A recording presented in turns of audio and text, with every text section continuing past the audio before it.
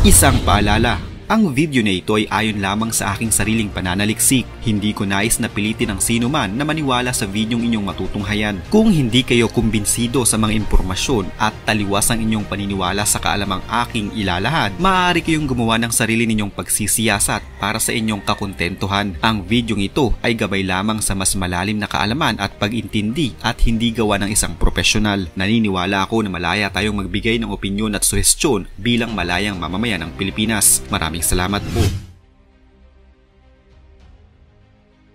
Makikita sa video na ito ang mga kotse na mula sa iba't ibang kumpanya gaya ng Audi, Volkswagen, Mercedes-Benz at iba pa na may mga basag sa mga bintana at pintuan. Sa ilang mga sasakyan ay may mga nakaipit pang mga flyers na nagsasabing matagal na umanong panalo ang China sa bansang Japan at hindi na din sila kontrolado ng kahit anong bansa. Kaya dapat din umano na walang kahit anong produkto mula sa ibang bansa ang nakakapasok sa China. Sa nasa 30 mga brand ng sedan na nakapark sa naturang video, 8 brand sa mga ito ay hindi gawa ng China at makikita na basag-basag ang salamin ng mga ito.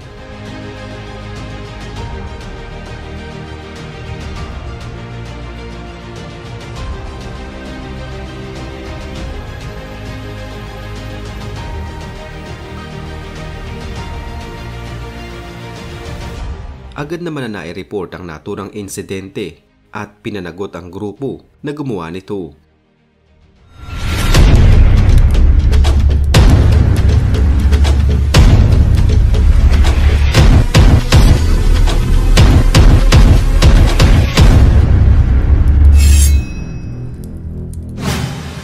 Marami ngayon sa mga mamayan ng China ang nagsasabi na kahit ano manong bagay o produkto na hindi nila gawa pero nasa loob ng kanilang bansa ay maaaring maging target para wasakin at sirain.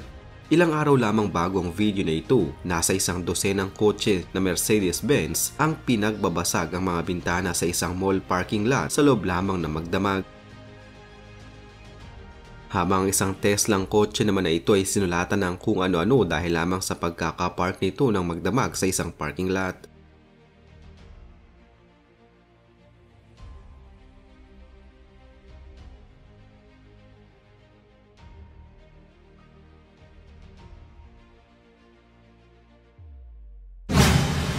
Subalit hindi na lamang pala kotse ang pinupuntirya ng mga Chinese sa China, kundi kahit anong produkto mula sa labas ng kanilang bansa na nakikita nilang kalaban ng kanilang sariling gawang produkto ay itinuturing nilang salot kaya agad nilang sinisira ang mga ito. Ang isang babaeng ito na nasa labas ng isang kabubukas lamang na Apple Store sa Shanghai noong isang buwan, galit na galit at sinasabing bakit umano tinatangkilik ng mga kababayan niya ang hindi naman nila gawa. Pinipilit niya na hindi umano kailangan ng China ang Apple dahil mayroon naman silang Huawei na nagbibigay din naman ng trabaho sa maraming mga Chinese. Ilang mga vloggers din sa China ang nagkalat at tinatanong ilang mga foreign car owners kung bakit hindi nila tinatangkilik ang mga sasakyang gawa ng kanilang bansa. Ang mga vloggers na ito ay tila bayad ng gobyerno ng China dahil hindi nila tinitigilan ng isang car owner hanggat hindi nila ipapamukha sa kanila na traidor sila sa kanilang bansa. May mga karatula din na nagkalat sa China ngayon na nagbo-boycott sa mga produkto at serbisyo mula sa Japan at Amerika. At ang mga Chinese na nakikita nilang gumagamit ng kahit anong produkto na hindi gawa ng China ay tinatawag na traidor ng bansa at sa ibang pagkakataon ay inaatake pa. Kahit din pala ang mga Chinese na nagsasalita o maririnig na magsasalita na pinupuri nila ang Amerika o ibang mga bansa, sa halip na China ay pinupuntirya din ng ilang mga residente. Sa ngayon, ang mga foreign company sa China ay nahihirapang makabenta dahil sinisira ng maraming mga Chinese ang kanilang mga reputasyon at nadadamay ang kanilang mga negosyo. Karamihan ngayon sa mga brand ng sasakyan sa China na mula sa ibang mga bansa ay lumagapak ang kanilang mga benta sa mga nakalipas na buwan. Ang Audi sa huling quarter noong nakaraang taon, nawalan sila ng nasa 95% na benta mula sa kanilang mga sasakyan. Ang ilan sa mga foreign company sa China hindi natitiis ang pressure at pahirap sa kanila ng mismong bansa kaya mas pinipili na lamang nilang lisanin ang China at magbaka sakali sa ibang mga bansa. Noong nakaraang Mayo, iniwan ng Microsoft ang China habang binawasan naman ng IBM ang kanilang mga empleyado sa China at inanunsyo din ng Cisco noong Setyembre ng nakaraang taon na aalis na din sila sa bansang ito. Ang kumpanyang Honda ay nagsara ng kanilang dalawang malalaking factory sa China noong nakaraang Hulyo.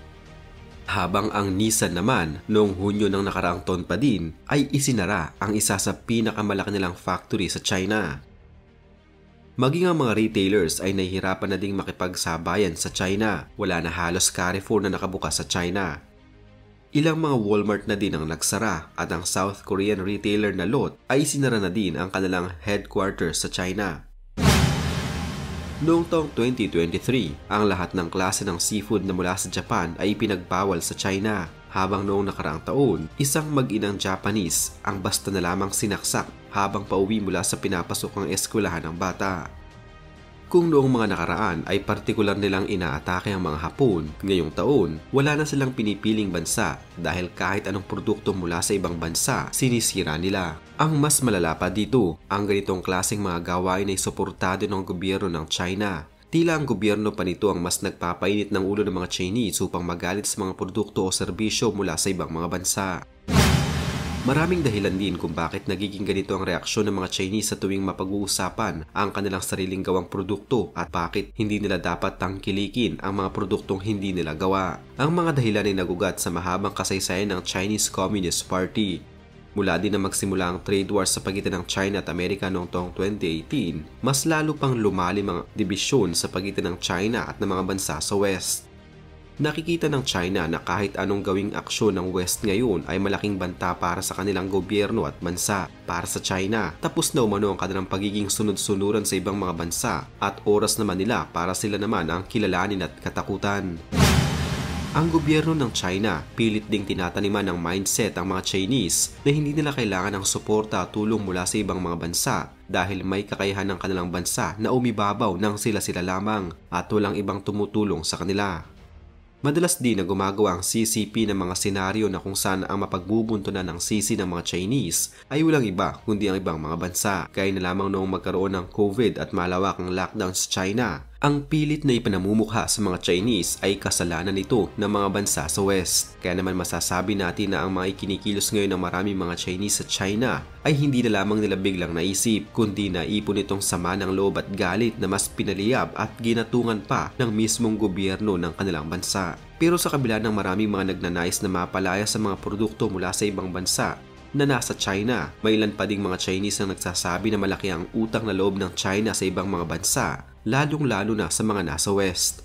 Noong panahon na nagsisimula pa lamang ang China na buuin nito ang kanyang bansa, madami sa mga produkto at serbisyo mula sa West ang ginamit din nila, mula sa mga halamang itinatanim nila noon sa kanilang bansa hanggang sa mga pataba at abono na ginagamit nila noon ay lahat mula halos sa West, na dahil dito tumaas ang kanilang food production at mas tumaas din ang kanilang populasyon. Kung hindi sila noon tinulungan ng West lalo na sa kanilang sektor ng agrikultura, tiyak na mahihirapan ng China na pakainin ang kanilang mamamayan. Mula sa klase ng kanilang gobyerno, siyensya, teknolohiya, industriya, commerce, art, agrikultura at marami pang iba, lahat halos ay may ambag mula sa West. Sa madaling salita, kundi lamang dahil sa tulong ng mga bansa sa West, hindi ngayon makikilala ang bansang China bilang China.